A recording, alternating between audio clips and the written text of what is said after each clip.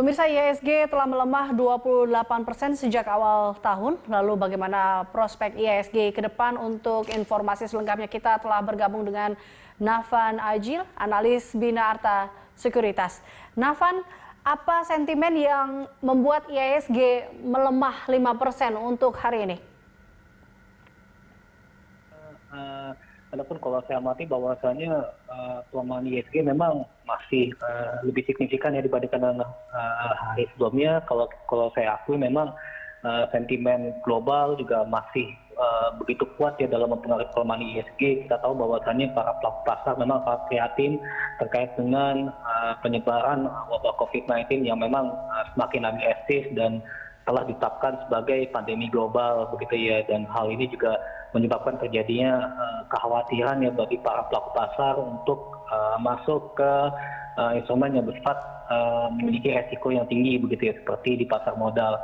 Dan tentunya juga para pelaku pasar tentu ini masih wait and see ya berkaitan dengan kebijakan pemerintah dalam rangka melontarkan stimulus, mungkin program stimulus kedua ini yang masih ditunggu-tunggu gitu ya oleh para pelaku pasar. Sebenarnya kuncinya ialah bahwasanya pemerintah mesti memberikan tingkat kepastian yang lebih begitu ya terhadap para pelaku pasar, agar supaya nanti kedepannya para pelaku pasar mulai berani memanfaatkan aksi akumulasi beli begitu ya.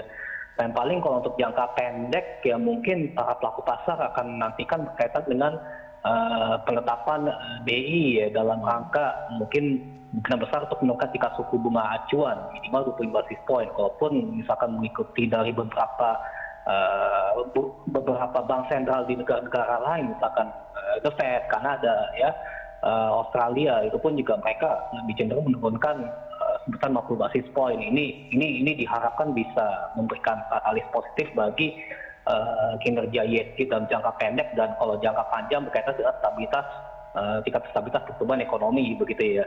Kemudian juga di sisi lain, kalau yang saya cermati bahwasannya pemerintah juga mesti lebih ditingkatkan lagi ya perannya dalam rangka menjalankan protokol WHO yang berkaitan dengan penanganan COVID-19, karena memang di tanah air pun juga kita akui bahwasannya jumlah kasus yang mengalami positif corona tersebut itu juga mengalami peningkatan ya. Dan juga kita juga tentunya berharap di sisi lain juga selain dari mitigasi resiko juga saya pikir sambil menantikan berkaitan dengan perkembangan vaksin corona ya, misalkan remdesivir, itu pun juga modelnya bisa secepatnya diciptakan. Tapi bagaimanapun juga kalau dalam keseriusan pemerintah yang mungkin dalam rangka menjaga tingkat stabilitas fundamental makroekonomi domestik yang sedang berkesinambungan, kalau saya pikir tadi stimulus sudah, kemudian juga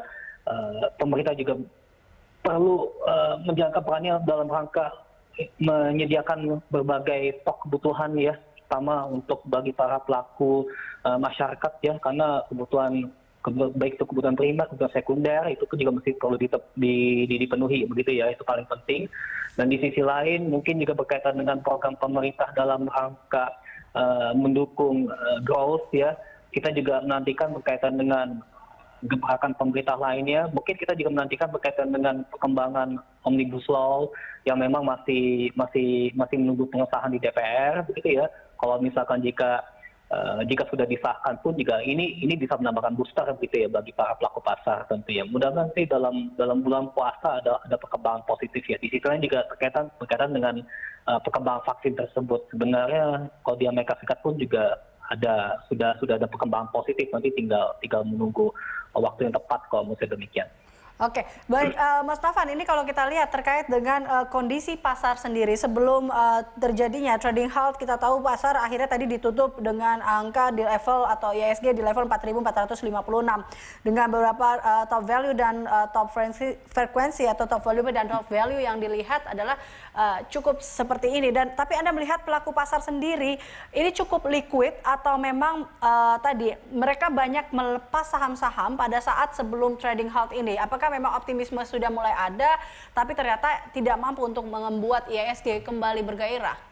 Oke, di sini kalau saya cermati bahwasanya banyak para pelaku pasar yang lebih cenderung menahan diri ya, lebih cenderung wait and see gitu ya, sehingga kebanyakan dari mereka cenderung melepaskan masing-masing saham gitu ya, sehingga menyebabkan terjadinya pergerakan ISG masih belum memiliki tenaga yang positif gitu ya untuk menguat pada sesi kedua.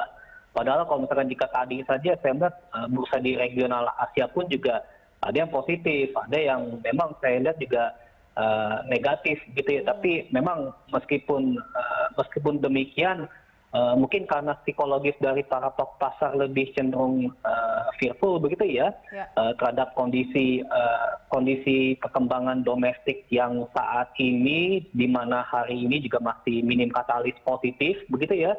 Ini juga saya pikir mungkin para pelaku pasar lebih cenderung ya menunggu begitu ya, berkaitan dengan kebijakan pemerintah apakah benar-benar secara konsekuen bisa menjalankan program pemerintah dengan efektif yang berkaitan dengan penanganan COVID-19, kemudian juga berkaitan dengan yang namanya menjalankan berbagai kebijakan ekonomi dalam rangka mendukung stimulus growth, mendukung inklusivitas gitu ya. Dan juga ini juga komitmen kuat, ini butuh komitmen kuat dari pemerintah ya kalau menurut saya. Bagaimana supaya pemerintah bisa dan juga seluruh stakeholder bisa mengupayakan agar pelemahan ISG yang saat ini dihadapi pun juga tidak akan terjadi lagi ke depannya begitu. Saya melihat pergerakan bursa di Asia aja ini positif, Eropa juga mulai positif gitu ya. Jadi ini kita menantikan gebrakan positif dari pemerintah saja begitu ya. Oke, berarti memang ini membutuhkan komitmen dari pemerintah dan beberapa stakeholder juga terkait dengan bagaimana menyelesaikan masalah ini, dan juga kita lihat walaupun pelaku pasar wait and see karena menunggu bagaimana mendapatkan sentimen positif ini. Terima kasih Mas Nafa Naji telah bergabung bersama kami. Nafa Naji Bima Arta Sekuritas, terima kasih.